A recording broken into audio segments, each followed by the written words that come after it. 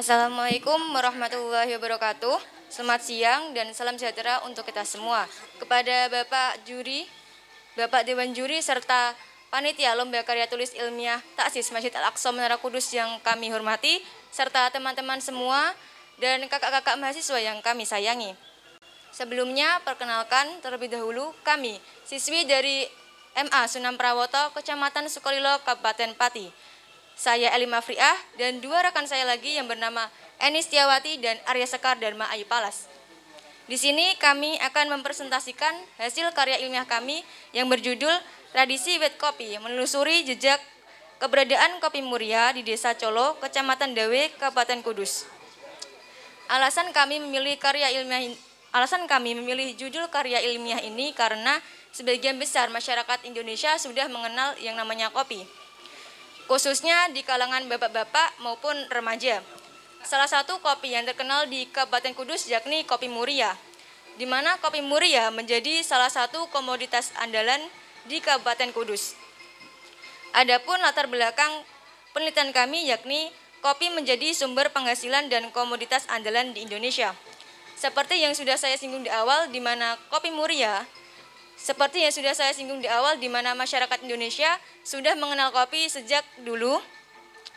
Salah satunya wilayah Muria yang menjadi bukti awal masuknya kopi di Indonesia oleh bangsa kolonial Belanda.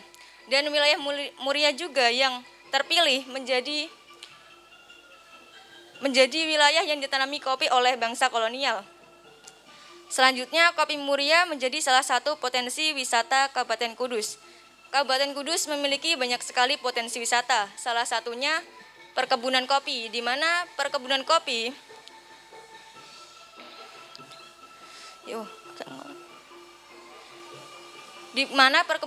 bisa menjadi eduwisata yang mencakup bagaimana cara pemetikan kopi, pengolahan kopi, dan penanaman kopi. Yang ketiga, tradisi wet kopi yang terdapat di Desa Colo. Adapun rumusan masalah dari penelitian kami yakni bagaimanakah eksistensi kopi muria sebagai komoditas kopi di Indonesia. Kedua, bagaimana keberadaan kopi muria dalam meningkatkan potensi ekonomi masyarakat Colo Muria. Dan yang ketiga, bagaimanakah hubungan tradisi wet kopi dalam melestarikan budaya masyarakat di Desa Colo, Kecamatan Dawe, Kabupaten Kudus. Tujuan penelitian kami yakni guna mengetahui eksistensi kopi muria sebagai komoditas kopi di Indonesia. Dua, guna mengetahui tentang keberadaan kopi muria dalam meningkatkan potensi ekonomi masyarakat Colo. Dan ketiga, guna mengetahui hubungan tradisi wet kopi dalam melestarikan budaya masyarakat di Desa Colo, Kecamatan Dawe, Kabupaten Kudus. Manfaat penelitian kami yakni karya ini diharapkan mampu memberikan wawasan baru bagi pembaca. Kedua, karya ini diharapkan dapat menarik para pecinta sejarah maupun wisatawan. Dan yang ketiga, karya ilmiah ini diharapkan mampu menjadi sumber referensi dalam informasi. Adapun kajian pustaka penelitian kami yakni yang pertama, buku yang berjudul Kopi Muria, memotret perjalanan Mutiara Hitam dari Pegunungan Muria, karya Adi Ahmad Ismail, Aftonul Afif, dan Islahul Mutawin. Buku ini membahas mengenai perjalanan kopi muria awal dari kolonial Belanda datang ke wilayah Muria sampai saat ini. Kedua, jurnal berjudul Peningkatan Produktivitas UMKM Kopi Muria melalui pelatihan pengolahan kopi, karya Husna Dwi Jayanti, Nur Azizah, dan Mahmudatus Sa'diyah. Jurnal ini menjelaskan tentang potensi ekonomi dalam meningkatkan UMKM di Kopi Muria. Ketiga, jurnal berjudul Analisis Strategi Marketing Mix Produk UMKM Kopi Muria di Kabupaten Kudus, karya Nilam Rahmawati, Agustiadi, dan Mukson. Jurnal ini membahas tentang strategi pemasaran dan strategi prioritas UMKM Kopi Muria. Untuk selanjutnya akan diterangkan oleh rekan saya. Baik, di sini saya akan melanjutkan presentasi dari rekan saya. Jenis penelitian. Adapun jenis penelitian yang kami lakukan adalah kualitatif, melalui teknik gabungan dengan yang cenderung menggunakan analisis. Kemudian, teknik pengumpulan sumber data. Pada teknik pengumpulan sumber data, di sini kami menggunakan dua metode, yakni yang pertama adalah observasi atau pengamatan. Berhubung desa kami, yakni Desa Prawoto, itu berbatasan langsung dengan Kabupaten Kudus, tepatnya adalah Desa Barugenjang.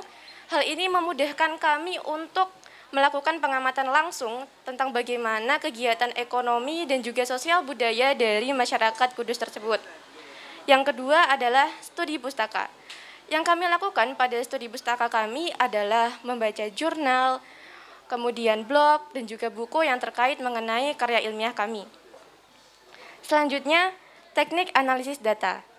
Pada teknik analisis data kurang lebih sama halnya dengan peserta yang lain, mulai dari proses pengumpulan sumber data, pengolahan data, hingga kepenulisan itu sendiri. Kemudian, pembahasan mengenai ketiga rumusan masalah yang sudah dipaparkan sebelumnya. Yang pertama, eksistensi kopi muria sebagai komoditas kopi di Indonesia. Kopi sendiri dibawa ke Indonesia pertama kali pada tahun 1696 oleh Belanda. Keberadaan kopi ini dijadikan sebagai salah satu komoditas ekspor yang nantinya akan dijual ke Eropa oleh Belanda. Pemerintah Belanda ini kemudian membuka lahan untuk dijadikan sebagai perkebunan kopi. Wilayahnya yang ada di Jawa Tengah, salah satunya adalah Pegunungan Muria. Uniknya, masyarakat Colo ini menyebut kopi muria dengan sebutan kopi nongko. Dalam perkembangannya, masyarakat Colo mulai menanam kopi, namun hal tersebut belum tergarap dengan maksimal. Salah satu faktornya adalah pemerintah kolonial yang kurang bersemangat dalam melakukan perluasan wilayah perkebunan kopi di Muria. Keengganan tersebut disebabkan oleh sikap masyarakat yang kurang bersemangat, yang kurang peduli dengan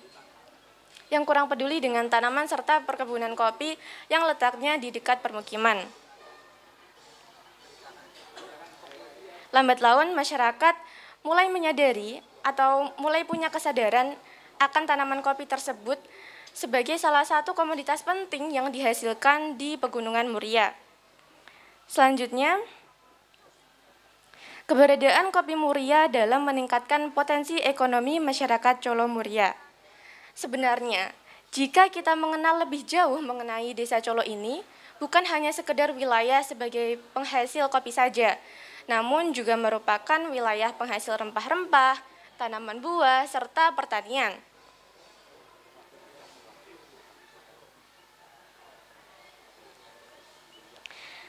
Ini semua merupakan potensi dari Desa Colo. Mengenai keberadaan kopi muria, selama ini para petani kopi masih terjebak dengan sistem ijon. Namun dengan adanya support dari pemerintah Kudus, para petani kopi ini mulai diarahkan untuk memproduksi kopi kemasan. Hal ini bertujuan untuk mengurangi ketergantungan para petani kopi dengan sistem ijon dan juga untuk menambah daya serap kopi mentah. Di sisi lain, dalam meningkatkan potensi ekonomi, masyarakat Colo melalui kopi ini tidak hanya di bidang produksi saja, tetapi juga bisa digagas dengan berinovasi melalui wisata kopi dan kedai kopi. Apalagi saat ini banyak kaum muda-mudi yang membutuhkan tempat untuk entah hanya itu sekedar nongkrong ataupun kumpul bersama teman atau hanya sekedar berfotoria. Sehingga Desa Colo yang letaknya di pegunungan ini memiliki view yang bagus. Hal ini tentu saja dapat meningkatkan potensi ekonomi dari Desa Colo itu sendiri. Selanjutnya, tradisi bibit kopi dan potensi wisata ekonomi di Desa Colo. Di balik eksistensi kopi muria sebagai salah satu komoditas kopi di Indonesia hingga potensi ekonominya, di Desa Colo ini terdapat sebuah tradisi turun-menurun yang bernama wiwit kopi. Tradisi wiwit kopi ini merupakan wujud dari rasa syukur masyarakat terhadap panen yang melimpah. Dilakukan setiap 1 tahun sekali. Dan Bapak Ibu Dewan Juri, di sini kami ingin menegaskan bahwa adanya tradisi wiwit kopi dan perkebunan kopi ini sebenarnya bisa dijadikan sebagai potensi wisata baru.